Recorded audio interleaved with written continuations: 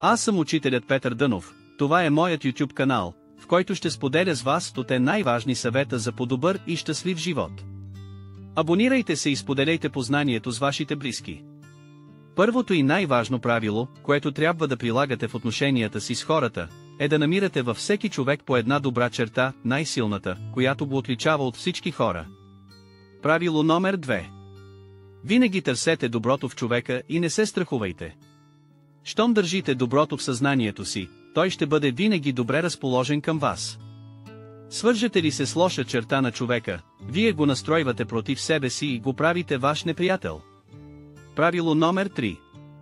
Ако срещнете на пътя си неразумен човек, не му отговаряйте според безумието му. Ако срещнете глупав, не му говорете нищо. На глупавия и безумния може да говорите мислено. Правило номер 4. На другите да бъде добре, тогава и на мен ще бъде добре. Това е максимата, с която човек ще преодолее много мъчнотии. Правило номер 5. Питате какво трябва да правите, за да ви обичат хората. Правете това, което прави слънцето. Давайте. Правило номер 6. Който обича, всякога дава, който не обича, взима.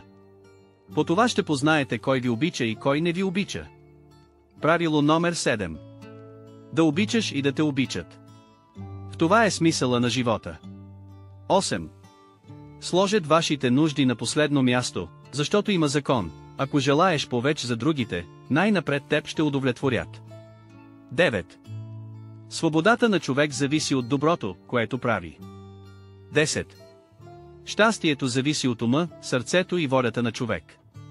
Харесайте това видео, ако съберем 100 харесвания ще публикувам следващите 10 правила, с които ще подобрите живота си.